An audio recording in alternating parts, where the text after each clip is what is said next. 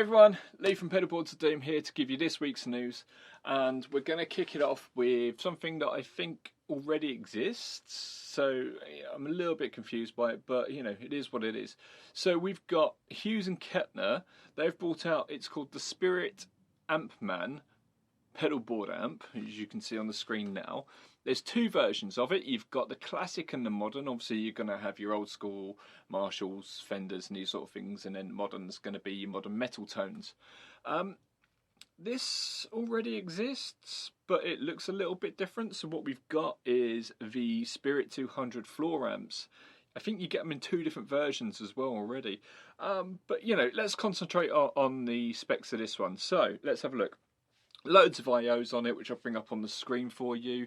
As I said, you've got two controls. You've got independent controls for volume, sag, presence over the two channels. You've got two master volumes as well, because what you've got is a solo.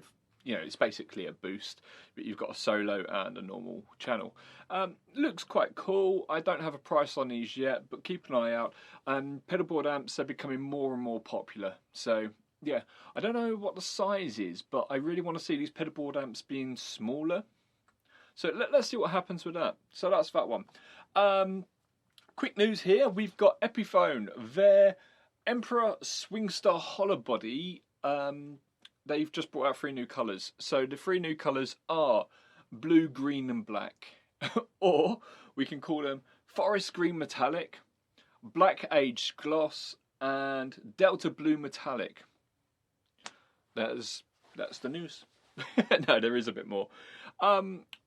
Right, Rickenbacker. They are not the first company you think of when you think of guitars, but they have a hell of a heritage, and they make some great guitars and great basses. You know, you've just got to look at people who've used them, such as like John Lennon and Lemmy. You know, they've spanned quite a lot of genres if you're going from the Beatles to Motorhead.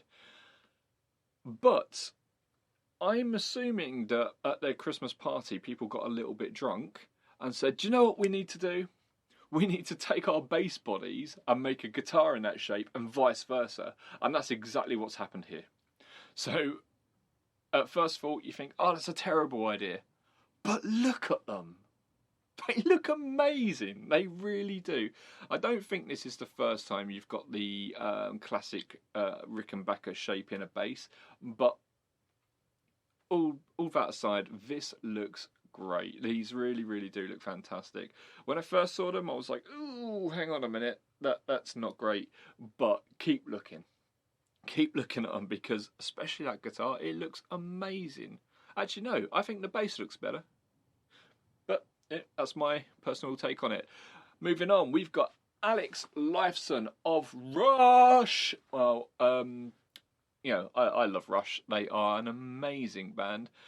And as seems to be the trend with guitarists from big bands and famous guitarists, he has said, and I'm going to look over here whilst I quote this, what I'd like to do sometime in the near future is sell my collection.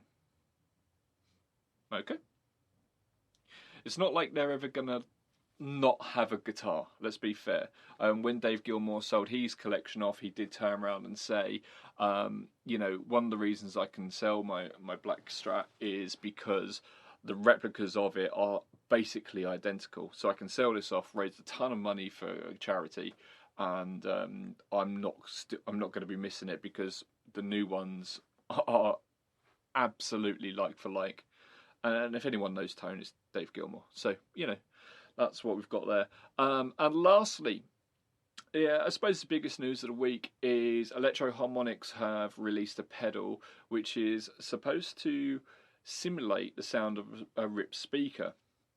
Now, as legend goes, I think it was Dave Davies, ripped his speaker when they were in the Kinks, and that's how they got the tones on songs like, you know, I've Really Got You and that sort of thing.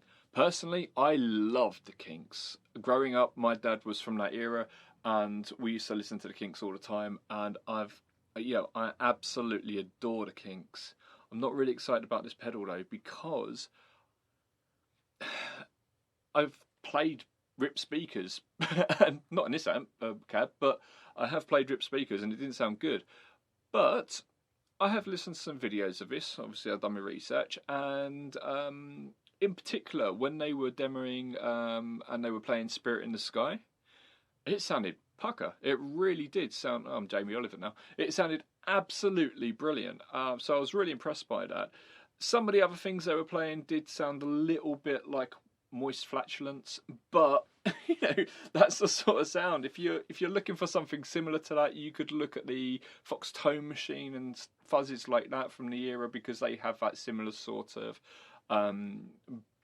almost gated fuzz sort of thing. You could even look at more modern fuzzes such as the ZVEX Fuzz Factory and these sort of things.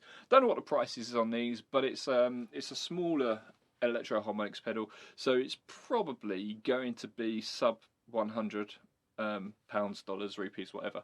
So yeah, that's this week's news. Thanks for joining in. There'll be much more next week. I know for sure this month there is some really cool upcoming launches. In fact, I know of one next week. So keep watching, and you'll be the first to know.